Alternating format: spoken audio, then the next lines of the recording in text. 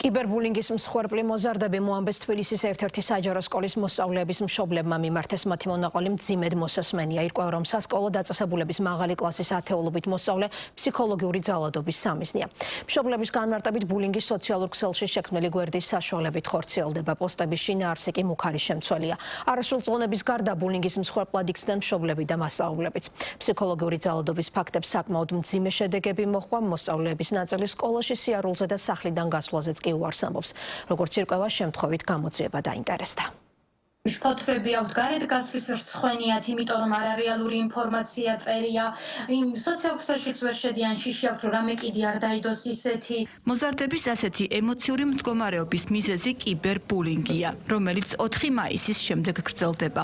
მშობლები ამბობენ, რომ სოციალურ ქსელში შეიქმნა გვერდი, სადაც თბილისის ერთ-ერთი სკოლის მაღალი კლასის მოსწავლეების, მათი მშობლებისა და პედაგოგების მიმართ შეურაცხმყოფელი პოსტები იდება. უცნობი კიბერდამნაშავე გვერდზე აქტიურად დებს ახალ ფოტოებსა და კომენტარებს. აქვეყნებს კონკრეტული ადამიანების ფოტოებს უცენზურო კონტექსტით. ბავშვებზე იდება არასასიამოვნო ტექსტები, სურათებს ადებენ, არასასიამოვნო ტექსტებს წერენ, რაღაც ლინკებს უგზავნიან, რომელსაც თით საჭერენ და ის ლინკი უღებს სურათს და მე ის სურათებს დებს ის უცნობი პიროვნება იმ გვერდზე ინსტაგრამზე. და აი საშინა რაღაცებს წერს. ბავშვების ფსიქოლოგიაზე იმდენად მოქმედებს, ერთ-ერთმა ბავშვმა თვითმკვლელობაც კი სცადა. გვერდის სახელწოდებას ჩვენ არ ვასახელებთ. ასევე არ დავაკონკრეტებთ იმ სკოლას და უბანს, რომელსაც ეს ფაქტი ეხება.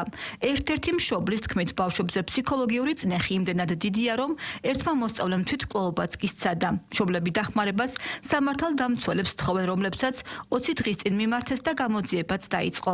ისინი ითხოვენ, რომ რეაგირება დროულად მოხდეს, რადგან ბავშვები რთულ ემოციურ მდგომარეობაში არიან და მათი ნაწილი სკოლაში საერთოდ არ დადის. დღევანდელ დღეს, როდესაც ისევ შევდივართ, ისევ ვნახულობთ, რომ უკვე მხოლოდ ბავშვებზე არასრულწლოვანებზე აღარ არის უკვე, ეხლა დღევანდელ დღეს უკვე არის მშობლებზე, მასწავლებლებზე და ამისი წინსვლა არანაირად არ არის ბავშვები ფიზიკურად დათრგუნულები დადიოს. გაეროს ბავშვთა ფონდში ამბობენ, რომ კიბერბულინგის სხვადასხვა ფორმა დღეს მოზარდებში ძალიან გავრცელებულია.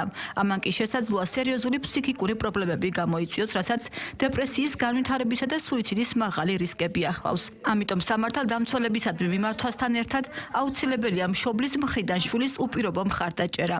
ამასთან მოზარდებმა უნდა იცოდნენ ონლაინ სივრცეში ქცევის მთავარი წესები.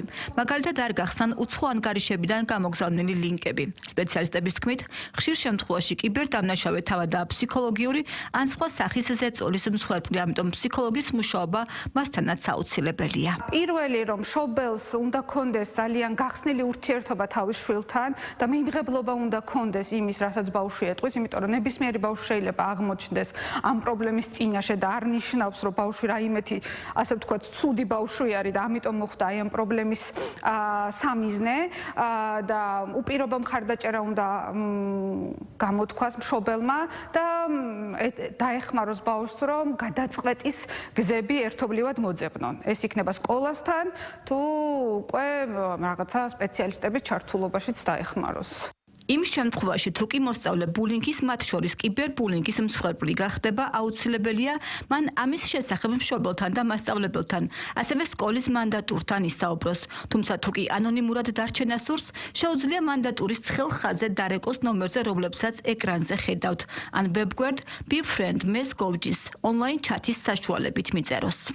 მოუწოდებთ მოსწავლეებს, რომ მსგავსი ფაქტის შემთხვევაში თუ თავად გახდებიან კიბერბულინგის მსხვერპლი, ან შემსწრები გახდებიან, ან გაიგებენ თუნდაც თანაკლასელის შესახებ, რომელიც გახდა კიბერბულინგის მსხვერპლი, ჩვენ მათ მოუწოდებთ, რომ დაუყოვნებლივ შეწყვიტონ ნებისმიერ სახის კომუნიკაცია კიბერმოძალადესთან, შეინახონ გამოგზავნილი შეტყობინება, ეგრეთ წოდებული სკრინის სახით და დაუყოვნებლივ შეატყობინონ მათთვის სანდო ზრდასრულ ადამიანს, იქნება ეს მშობელი, მანდატური, მასწავლებელი. სპეციალისტები ბავშვებს ონლაინ ბულინგის შემთხვევაში პრობლემაზე ღიად საუბრისკენ, მშობლებს კი შვილების მხარდაჭერისკენ მოუწოდებენ. ეს ორივე რეკომენდაცია შეასრულეს იმ მოსწავლეებმა და მშობლებმა, რომელთა პრობლემითაც სიუჟეტი დავიწყეთ. ამიტომ ახლა ისინი მხოლოდ ერთს, გამოძიების დროულად დასრულებას ითხოვენ, რათა მოზარდები ყოველდღიური სტრესისგან გათავისუფლდნენ და სწავლისა და ცხოვრების ჩვეულ რიტმს დაუბრუნდნენ. შინაგან საქმეთა სამინისტროში საზოგადოებრივ მაუწყებელს დაუდასტურეს, რომ გამოძიება დაწყებულია და მიმდინარეობს შესაბამისი შესაბამისი საგამოძიებო მოქმედებები.